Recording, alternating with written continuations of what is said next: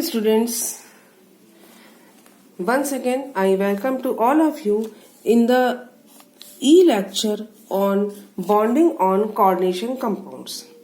Students, पिछले समय पे या लास्ट लेक्चर पे हमने कोऑर्डिनेशन कंपाउंड्स में बॉन्डिंग के लिए वैलेंस बॉन्ड थ्योरी के बारे में पढ़ा था और उसमें मैंने आपको ये बताया था कि वैलेंस बॉन्ड थ्योरी में जैसे कि आपको पता है कि वैलेंस बॉन्ड थ्योरी में क्या होता है, हाइब्रिडाइजेशन होता है, जिसमें ये कहा गया था आपको कि जो कोऑर्डिनेशन कंपाउंड में जो सेंट्रल मेटल आयन होता है वो अपने कोऑर्डिनेशन नंबर के बराबर वेकेंट एटॉमिक ऑर्बिटल उपलब्ध कराता है और ये जो वेकेंट ऑर्बिटल है या खाली कक्षक है ये हाइब्रिडाइज होकर इक्विवेलेंट बॉन्डिंग ऑर्बिटल्स का निर्माण करते हैं और जिसमें एक डायरेक्शन कैरेक्टरिस्टिक्स होती है।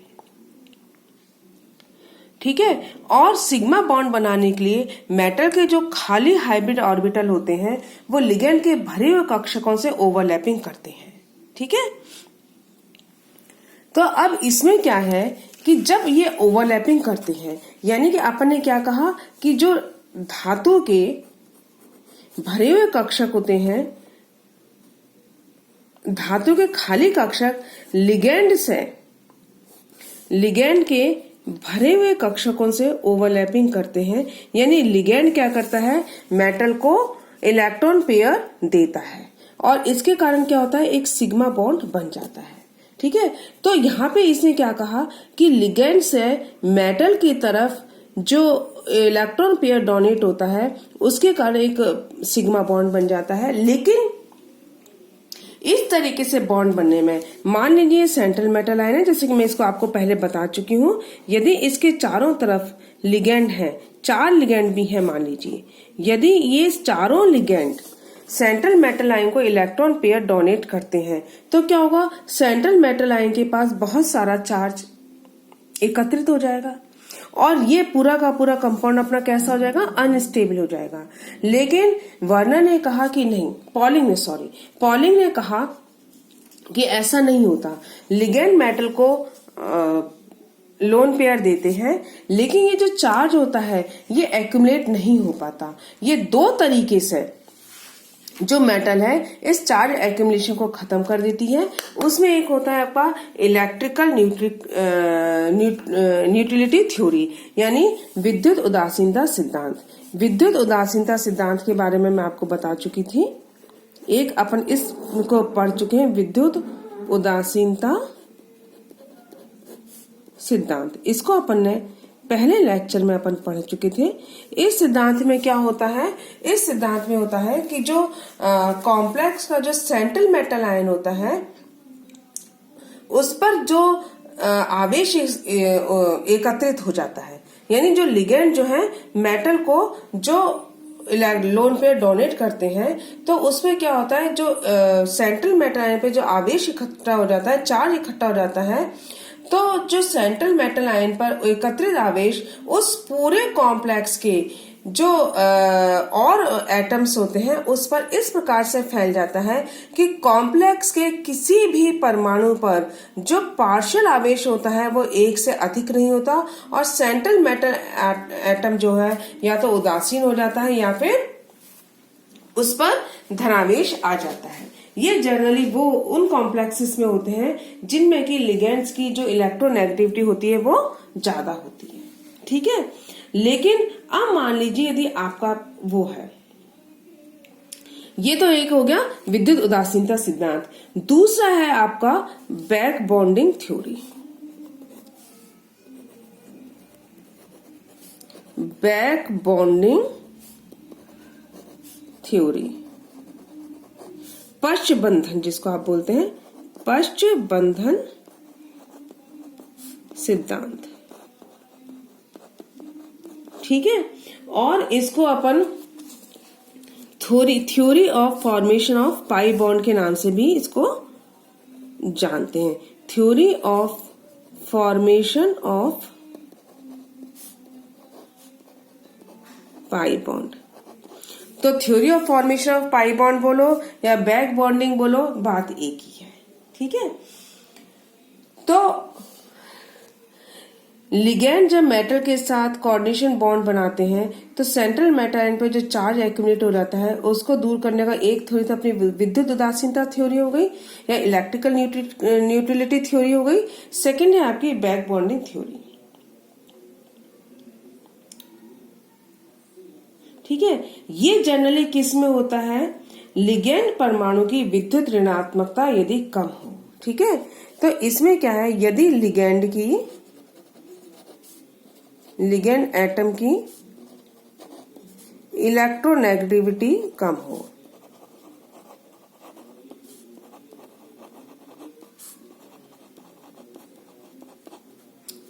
ठीक है, इसमें तो क्या था कि इलेक्ट्रोनेगेटिविटी जिसमें लिगैंड की ज्यादा होती है।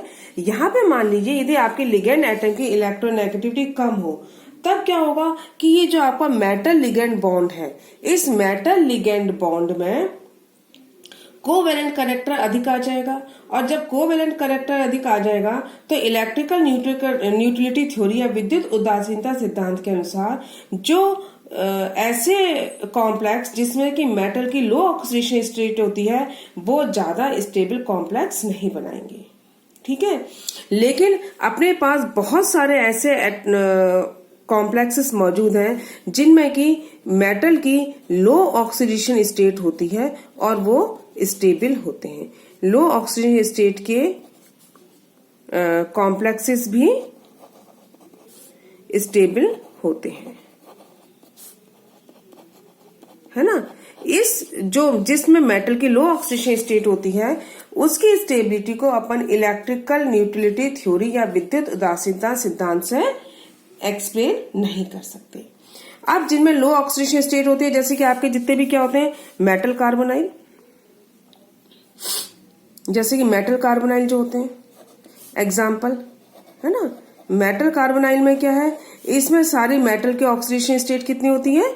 0 होती है। मतलब कम की भी बात छोड़िए, इसमें तो क्या हो गया, 0 ही हो गई। तो ये तो बिल्कुल स्टेबल नहीं होना चाहिए, लेकिन स्टेबल होते हैं। ठीक है, तो इसके लिए क्या है, बैक बॉन्डिंग की थ्योरी दी गई। इस बैक बॉन्डिंग में क्या होता है कि जो ये इलेक्ट्रॉन का जो ट्रांसफर है वो मेटल से लिगेंड की तरफ होता है ना। इस बैक बॉन्डिंग थ्योरी में इलेक्ट्रॉन्स का ट्रांसफर मेटल से लिगेंड की तरफ होता है। ठीक है, तो पहले तो क्या है, लिगेंड से मेटल की तरफ बन गया आपका सिग्मा बॉन्ड। दूसरे में क्या है, वो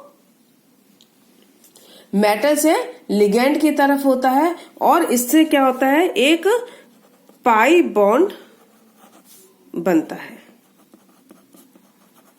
ठीक है, तो लिगेंड से मेटल की तरफ होगा तब तो क्या बनेगा, सिग्मा बॉन्ड, और जो मेटल से लिगेंड की तरफ होगा उसमें क्या बनेगा, पाई बॉन्ड बनता है।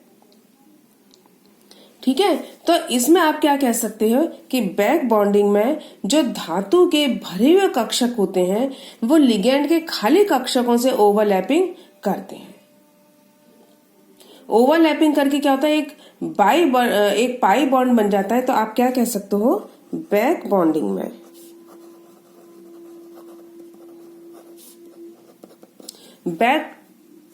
में धातु के भरे हुए कक्षक यानी field orbital of metal, field orbital of metal. ठीक है, धातु के भरे हुए कक्षक से लिगेंड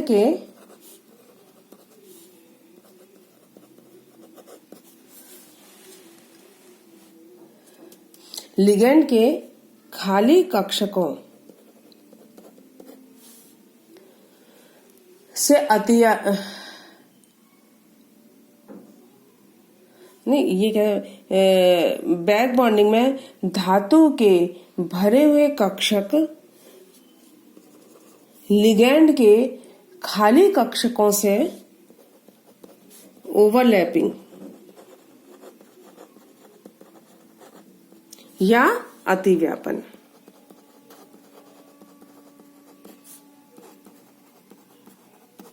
अतिव्यापन करते हैं और इससे क्या होता है, अतिव्यापन करके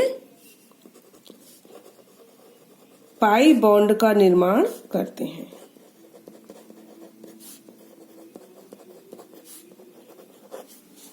ठीक है,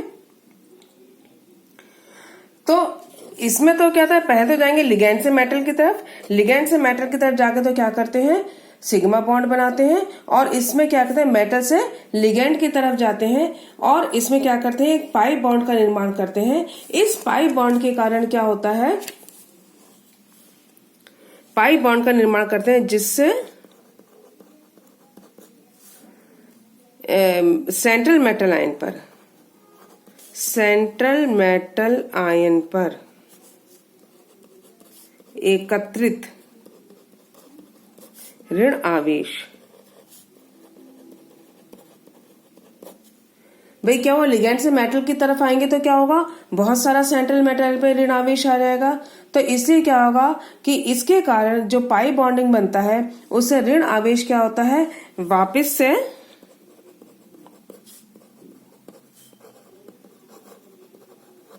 लिगैंड की तरफ चला जाता है।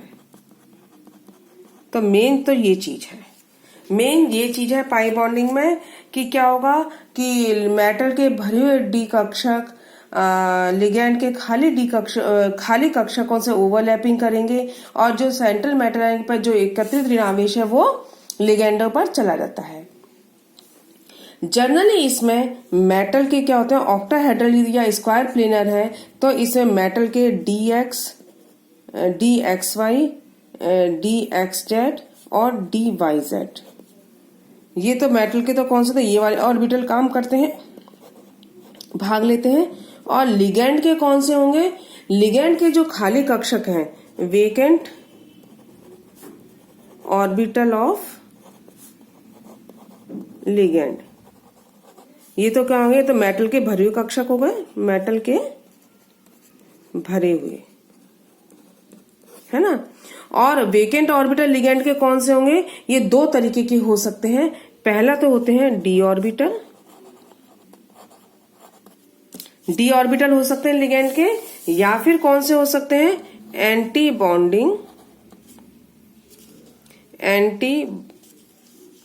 बॉन्डिंग पाई ऑर्बिटल्स।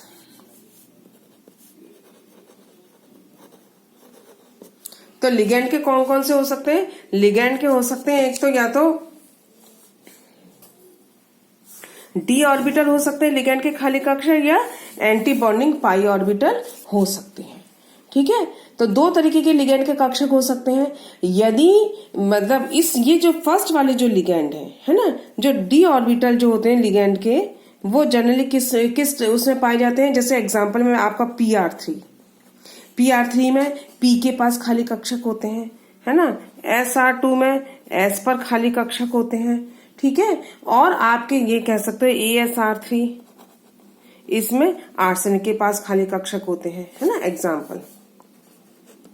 तो ये तो आपकी कहलाती है D pi bonding.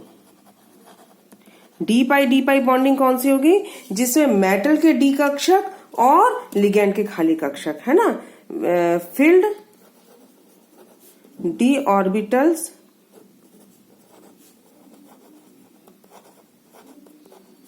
Of metal, और कौन से होंगे, वेकेंट डी ऑर्बिटल्स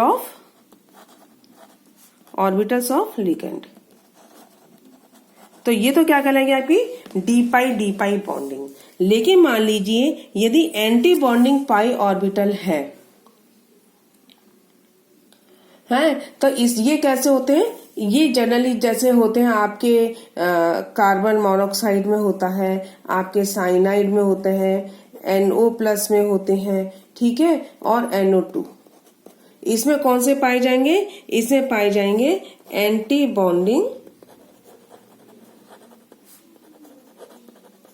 पाई ऑर्बिटल। ठीक है, तो होता क्या है, अब इसको मान लीजिए जैसे ये सेंट्रल मेटल आयन है ना।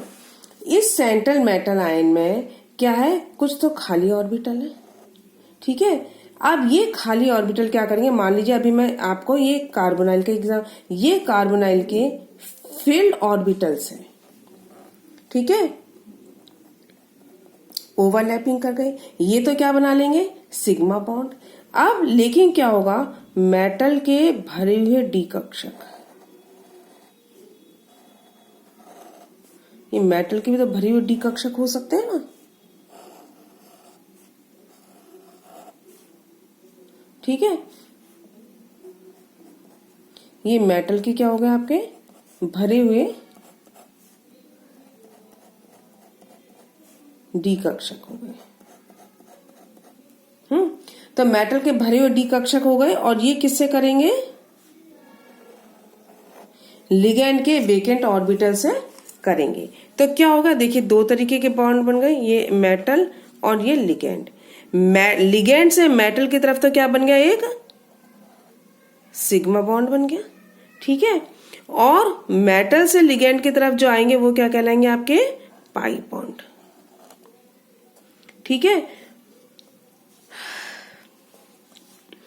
ये आपके वेकेंट और ये फील्ड ऑर्बिटल किसके हो गए, मेटल के हो गए, या इसको, और ये इसके आप एंटी बॉन्डिंग और ऑर्बिटल हो गए। यहाँ अपन ने इसकी जगह क्या लिया है, CO, और इसको अपन कैसे लिख सकते हैं, मेटल लिगैंड, है ना। ये तो हो गया आपकी सिग्मा बॉन्ड, और ये एक पाई बॉन्ड हो गया, और एक ये पाई बॉन्ड हो गया।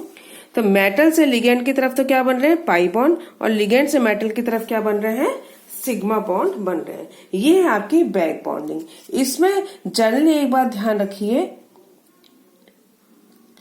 कि यदि आपके पास वाटर या अमोनिया है ना, H2O है, NH3 है, इस टाइप के यदि लिगेंड मॉलिक्यूल मौजूद हैं, तो इसमें बैक बॉन्डिंग पॉसिबल नहीं है, क्योंकि इसमें जो पाई बॉन्डिंग में जो भी, इसमें back bonding, no back bonding.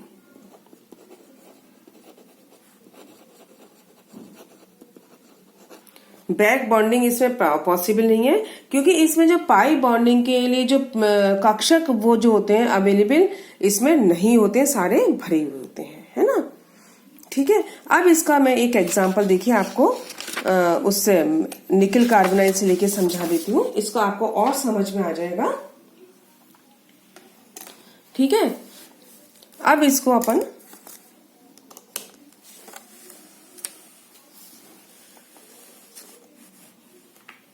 एक मैं आपको एग्जाम्पल लेके इसका समझा देती हूँ। तो इसमें क्या है आपका,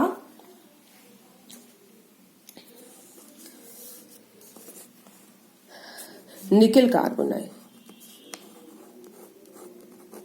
ये आपके पास है। ठीक है, इसमें क्या है, ये आपके पास क्या है,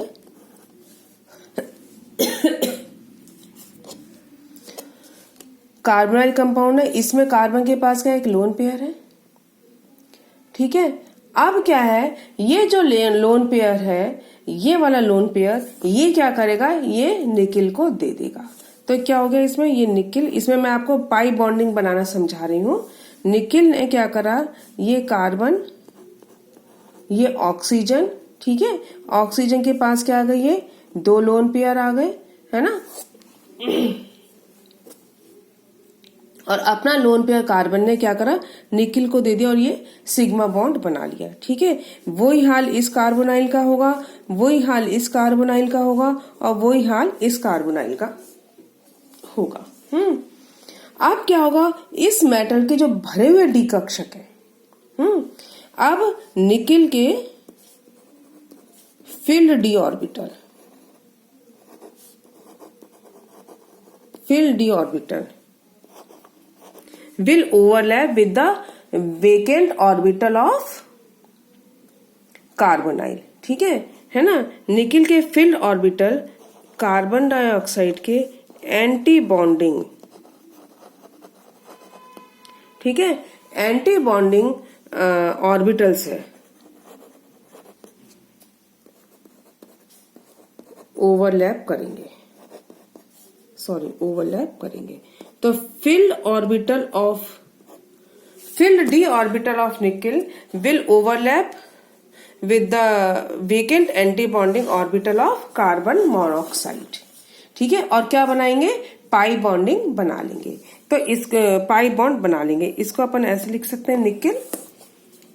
ठीक है, ये तो क्या हो गया आपका, ये तो एक आपका क्या था, सिग्मा बॉन्ड था ही। ठीक है, तो ये आ गया इस तरफ और ये इधर से आके बना लिया पाई बॉन्ड। ठीक है, अब पाई बॉन्ड बना के C डबल बॉन्ड O और O, और सेम एक चीज यहाँ पे जो इस CO के साथ है वो इधर वाले CO के साथ है और वो ही इधर वाले CO के साथ है। ये आपका बैक बॉन्ड पाई बॉन्ड बन गया बैक बॉन्डिंग से। ठीक है, अब आपको ऐसा क्या लग रहा है कि निकिल और कार्बन के बीच में क्या बन गया, एक डबल बॉन्ड बन गया। अब डबल बॉन्ड अपन को कैसे, अपन इसका एविडेंस क्या है, एविडेंस ये है यदि हम इसकी बॉन्ड लेंथ देखें, इसकी जो बॉन्ड लेंथ है वो क्या है, सिंगल बॉन्ड लेंथ से कम आती है। तो इनकी जो सिंगल बॉन्ड है, सिंगल बॉन्ड लेंथ से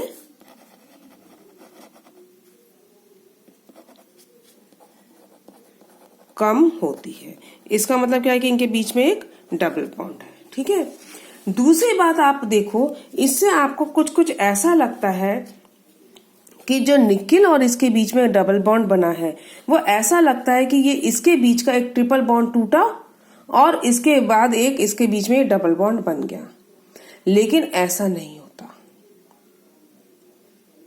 ठीक है, इसमें ये जरूरी नहीं कि इनका एक बॉन्ड टूटे तभी डबल बॉन्ड बनेगा। क्यों, क्योंकि इसमें जो है बॉन्ड बनाने के लिए कार्बन का जो एंटी बॉन्डिंग ऑर्बिटल है वो यूज हो रहा है, इसमें ऑक्सीजन का ऑर्बिटल यूज नहीं हो रहा। ठीक है, लेकिन हाँ एक बात जरूर है, जब इनके बीच में ये डबल बॉन्ड बन जाता है तो इनकी जो बॉन्ड लेंथ है, जो ट्रिपल बॉन्ड लेंथ है, उस पर जरूर इफेक्ट पड़ता है, इस स्ट्रेंथ पे जरूर इफेक्ट पड़ता है। इसकी जो स्ट्रेंथ होती है वो थोड़ी सी कम हो जाती है, यानी बॉन्ड ऑर्डर थोड़ा सा इसका कम हो जाता है। तो कुल मिलाकर अपन क्या कह सकते हैं, सिग्मा बॉन्ड द्वारा तो क्या होता है, सिग्मा बॉन्ड द्वारा तो क्या होता है, लिगेंड परमाणु के इलेक्ट्रॉन धातु परमाणु की ओर जाते हैं, और पाई बंध के का द्वारा धातु परमाणु के जो इलेक्ट्रॉन है वो लिगेंड परमाणु की ओर चले जाते हैं, और इस प्रकार पूरे परमाणु पर विद्युत मतलब क्या कह सकते हो, इलेक्ट्रिकल न्यूट्रलिटी बनी रहती है। ठीक है, इसको खाली पाई बॉन्डिंग को यदि अपन निकिल के एग्जाम्पल से डायग्राम बना के मैं समझाऊं सिर्फ पाई बॉन्डिंग को, तो देखिए अपन ऐसा कर सकते हैं इसको। ये आपका हो गया निकिल का। ठीक है, ये तो क्या हो गया आपका निकिल। निकिल के कौन से ऑर्बिटल है, अपन क्या कह रहे हैं, ये आपके फील्ड ऑर्बिटल है। T2G जो होते हैं निकिल की क्या होती है, स्क्वायर प्लेनर होती है।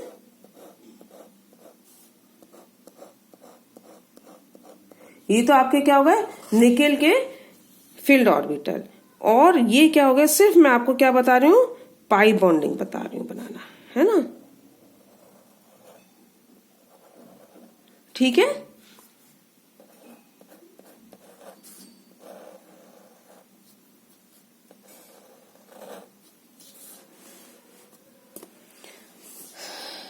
ये तो आपका क्या हो गया निकिल, और ये आपका हो गया CO। ठीक है, ये तो आपके हो गए निकिल के फील्ड ऑर्बिटल, और ये वेकेंट ऑर्बिटल किसके हो गए आपके, कार्बन मोनोऑक्साइड के। ठीक है, तो ये तो हो गए आपके CO के वेकेंट ऑर्बिटल ऑफ CO। ये कौन से होंगे इसके, पाई एंटी बॉन्डिंग मॉलिक्यूलर ऑर्बिटल। ये क्या हो गया आपके फील्ड ऑर्बिटल ऑफ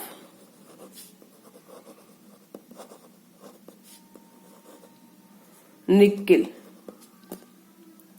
ठीक है, और इनके बीच में ये ओवरलैपिंग हुई और ओवरलैपिंग इनके बीच में होके क्या बन गई, पाई बॉन्ड बन गया, निकेल CO और ये क्या बन जाएगा, पाई बॉन्ड। या आप कह सकते हो, सॉरी निकेल है ना, या आप कह सकते हो निकेल से कार्बन के बीच में बैक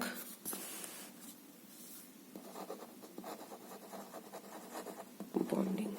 तो ये है आपका बैक बॉन्डिंग, यानी इलेक्ट्रिकल न्यूट्रलिटी थ्योरी के साथ साथ बैक बॉन्डिंग भी, इसके द्वारा भी जो सेंट्रल मेटल आयन पे जो चार्ज एक्यूमुलेट हो जाता है उसको कम किया जा सकता है। ठीक है, अब अपन नेक्स्ट टर्न पे इन दोनों इस थ्योरी को अप्लाई करते हुए कुछ कॉम्प्लेक्सेस के बारे में पढ़ेंगे कि उनमें बॉन्डिंग कैसे होती है, वो कैसे आउटर और इनर स्फीयर कॉम्प्लेक्स बनाते हैं।